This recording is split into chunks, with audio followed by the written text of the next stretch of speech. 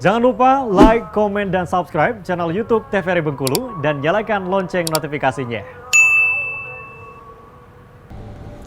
Assalamualaikum warahmatullahi wabarakatuh, pemirsa Opini. Ketemu lagi tentunya di obrolan pagi ini. Alhamdulillah kita ketemu lagi di hari yang spesial ini, yang pastinya bersama saya Iqbal Fatwa dan pemirsa Opini. Saya Iqbal Fatwa bersama seluruh kerabat kerja bertugas dan juga mewakili TVRI Bengkulu sekali lagi mengucapkan taqabbalallahu minkum minna wa minkum minal aizin wal faizin, mohon maaf lahir dan batin. Dan bertepatan dengan hari ini, di hari kemenangan kita, di mana kemarin kita baru saja bersama-sama merayakan hari pertama untuk Idul Fitri di tahun ini. Dan untuk pemirsa Opini yang sekarang lagi berada di Provinsi Bengkulu, mungkin yang selama ini tinggal di perantauan, kembali ke kampung halaman, selamat datang kembali di tanah kelahiran.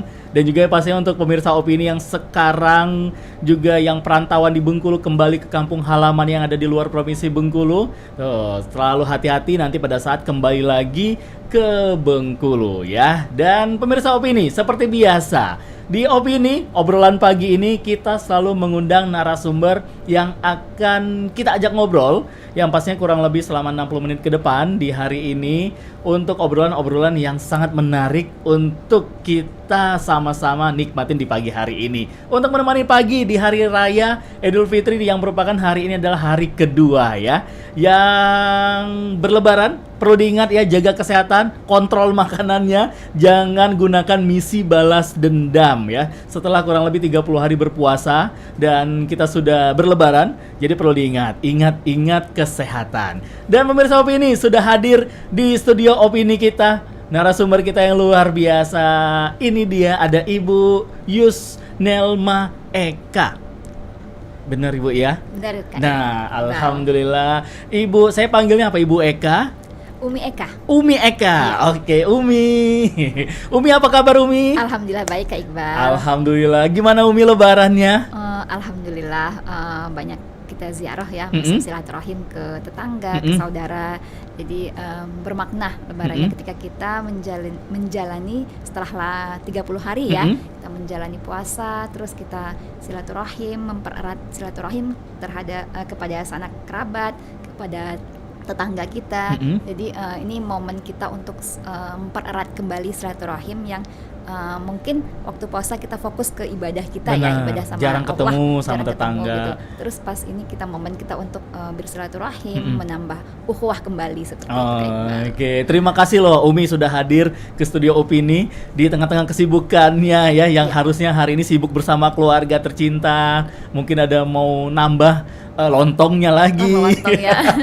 Makan rendang lagi. Makan rendang lagi. Dan pemirsa Opini, di hari ini untuk hari kedua di hari Idul Fitri, kita akan mengangkat tema yaitu meraih kesucian. Nah, gimana caranya kita sebagai pribadi umat muslim khususnya, kemarin kita sudah meraih kemenangan, sudah berjuang bersama-sama, bersama keluarga, bersama orang tercinta untuk beribadah menjalankan puasa selama kurang lebih 30 hari.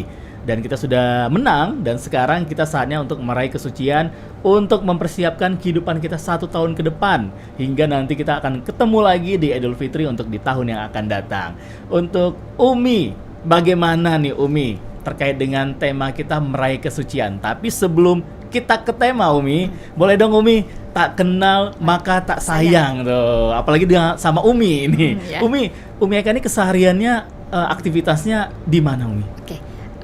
Benar ya kata Kak Iqbal, kalau tak kenal maka tak sayang, seperti itu. Jadi kita harus kenalan dulu. Keseharian Umi biasanya mengajar di UIN Fatmawati Soekarno Putri. UIN Fatmawati Soekarno, bukan Putri ya. UIN Fatmawati Soekarno. Biasa saya mengajar di prodi ilmu Al-Quran tafsir.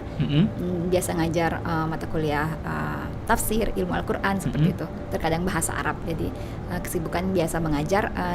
Umi udah mengajar kurang lebih 9 tahun lebih lah. 9 tahun. 9 tahun Wah, ini udah termasuk lama juga. Berarti Umi juga termasuk mengikuti perkembangan UIN kita yang ada di Bengkulu ya, yang dulu dari IAIN sekarang sudah menjadi universitas. Dan kalau untuk Umi sendiri asli orang Bengkulu, asalnya Umi? Umi aslinya dari Padang. Di orang awak rupanya pemirsa. Dari Padang aslinya. tapi lahirnya di Bengkulu, Mm-mm. kemudian merantau di Jawa, Mm-mm. mondok seperti itu. Mm-mm. Habis itu ke Mesir, Mm-mm. habis itu balik ke Jawa lagi, habis itu baru ke sini. Oke, berarti pada saat mondok di Jawa itu pada level SMP Umi ya? Iya. Mulanya? Tamat dari sanawiyah, Mm-mm. terus ke aliyah di Jawa. Oh di Jawa, Iya. berarti mulai dari sanawiyah, terus juga min MTS itu singkatan Umi ya? Iya, kalau SD di sini ya. Kalau Mm-mm. dulu Oh, kan SD di- belum ada kan. Uh-huh. Nah, dulu masih SD ya. Iya, SD, betul. negeri di Bengkulu Mm-mm. gitu. Habis itu sanawiyah di Bengkulu, Mm-mm. setelah itu aliyahnya di Jawa. Oh di pondok. Jawa, Di oke. pesantren. Setelah lulus baru berangkat ke Mesir, Iya, Kairo Umi. ke Mesir ke Al-Azhar. Al-Azhar, Iya. wah luar biasa loh, Mirsa jauh loh sampai ke Mesir. Umi ini kan, saya flashback kembali Umi untuk ke keluarga Umi. Oke. Umi ini kan anak perempuan Umi ya, Iya. seorang perempuan. Heeh. Begitu orang tua tahu Umi ingin pertama untuk mondok ke Pulau Jawa, Iya. respon orang tua gimana Umi? Kak Iqbal mungkin latar belakang saya orang Padang ya. Mm-mm. Jadi orang Padang itu kan hobinya merantau Oh ya. iya betul. Jadi dia merantau, Heeh, misalnya dia pasti rata-rata orang Padang pasti dia keluar dari kampung halamannya merantau gitu. Mau cowok atau mau cowok perempuan atau gitu? perempuan Mm-mm. gitu. Jadi mungkin karena jiwa orang tuanya jiwa merantau, Mm-mm. jadi terus waktu itu Abah juga lagi deket sama misalnya lagi ada ikut sering pengajian seperti itu. Jadi ketika mau dimasukin ke pesantren itu dia diskusi gimana mau sekolah di pesantren nggak seperti ini. Oh, oke. Mau gitu. Tapi nanti ya tamat sanawiyah gitu. Oh iya. Nanti pesantrennya jauh di Jawa, lagi di ujung Jawa. Kayak di ujung Jawa di Ponorogo ya Kak Iqbal ya. Ponorogo, oke. Di ujung Jawa itu kan Jawa Timur di ujung sekali gitu. Jadi nggak apa-apa gitu. Jadi diajaklah diskusi gitu. Oke aja gitu. Mungkin karena senang keluar Bengkulu gitu kan. Karena pikirannya masih anak-anak kan, masih mau diarahin, masih oke diarahin. Ya. Yang penting maksudnya jalan-jalan keluar Bengkulu gitu. Oh ya. Habis itu di pondok selama lebih kurang 6 tahun lah, karena ada kalau habis mondok biasanya kan Kak Iqbal kita ngabdi.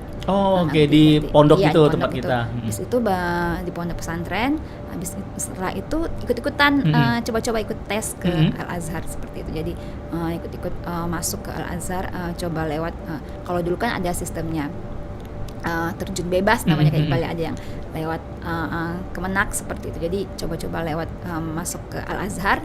Alhamdulillah dari pesantren itu pihak kiai merespon baik sekali aja, akhirnya berangkat ke Al-Azhar di tahun 2000.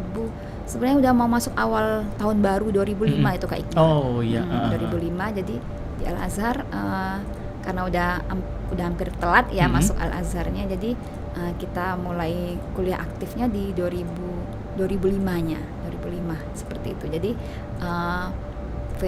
gimana ya? Ketika di Mesir itu luar biasa Kak Iqbal. Orang-orang Mesir itu antusias sekali kepada warga asing yang belajar agama gitu. Oh, oke. Dia antusias sekali, maksudnya dia meresponnya luar biasa karena mereka menganggapnya orang yang menuntut ilmu di jalan Allah itu harus dimuliakan kan, itu termasuk apalagi dari luar negara mereka gitu. Jihad fisabilillah ya, jadi mereka sangat menghormati, memuliakan sekali. Jadi kalau ada orang asing yang ke Azhar, ke Mesir untuk belajar agama, insya Allah nggak akan kelaparan lah Kak Iqbal, akan ada selalu mereka sumbangan atau kayak beasiswa berupa uang ataupun beasiswa berupa makanan, itu rutin mereka rutinkan. Kadang tuh tetangga aja responnya ketika sempat saya waktu semester akhir ya, itu sempat ngekos, coba-coba ngekos namanya ya. Kalau sana kan adanya flat gitu ya, kayak apartemen gitu ya, betul. Jadi coba-coba waktu di semester akhir itu mau ngekos gitu. Bosan di asrama udah 4 tahun 5 tahun kan, mau coba ngekos gimana. Itu mereka itu luar biasa Kak Iqbal responnya terhadap orang-orang yang menuntut ilmu agama itu dimuliakan sekali. Ditanya ada ini nggak, ada makanan nggak, ada beras nggak, ada ini nggak. Perhatian sama kita perhatian gitu sama orang asing gitu. Pada hakikatnya mereka itu orang Kairo, sama kayak Jakarta kan. Ibu kotanya Mesir kan ibu kotanya Mesir kan Kairo. Jadi orangnya cuek-cuek sebenarnya Kak Iqbal, cuek gitu. Tapi terhadap penuntut ilmu agama, mereka luar biasa antusiasnya, responnya iya, gitu. Jadi gitu ya, ketika di Al-Azhar itu, saya rasa Al-Azhar itu seperti negara kedua saya gitu, negara ibu saya gitu. Makanya ada yang pepatah Arab bilang kalau udah minum air sungai Nil itu akan balik lagi gitu. Oh iya. karena merasakan apa ya, ikatan batin. Jadi lah, kita gitu. nggak merasa di negara orang, nggak terasa asing gitu. Nggak terasa Iqbal. asing, betul. Karena mereka yang pertama karena warga asing kayak Indonesia banyak di sana, Kak Iqbal. Mungkin waktu periode saya 2005 itu ada sekitar ribuan, Kak Iqbal, banyak sekali. Iya. Dari Jawa, dari Aceh, dari Sumatera, dari Maluku, dari semua dari pulau Indonesia. Terus orang-orang Malaysia banyak juga, Kak Iqbal. Banyak juga. Banyak juga. Itu hampir sama jumlahnya sama kita. Sekitar 3.000-5.000-an lah banyak gitu. Jadi kayak apa ya, kayak negara Asia kedua gitu. Jadi luar biasa gitu. Mereka itu sangat memuliakan, merespon kita gitu. Nah, kalau tanggapan orang tua nih, Umi, saya juga penasaran. Mungkin kalau seperti ke Pulau Jawa, sama-sama Indonesia, mungkin orang tua legowo, ayo anakku tuntutlah ilmu gitu kan, ke Pulau Jawa karena saat Indonesia. Begitu Umi ngomong sama kedua orang tua, ini ada kesempatan untuk belajar di Al-Azhar Kairo, Mesir. Respon orang tua gimana, Umi? Ada was-was atau kenapa nggak di Indonesia aja gitu? Ya pasti ya, namanya orang tua. Ibu ya pasti ya, terutama ibu ya. Kalau ibu pasti, loh kenapa jauh gitu? Betul. Kenapa harus ke benua Afrika gitu ya? Benua Afrika itu Kak Iqbal, Afrika udah mau ke dekat Turki, Eropa ya, gitu, perbatasan Turki gitu. Kenapa harus ke sana gitu? Kenapa di sini banyak loh yang Oke, nah Umi, mohon maaf Umi, kita tahan dulu ceritanya. Umi penasaran saya seperti apa respon dari kedua orang tua Umi. Dan pastinya pemirsa Opini, kami berdua akan kembali lagi untuk di Opini kita pagi hari ini. Jangan kemana-mana, tetap di Opini.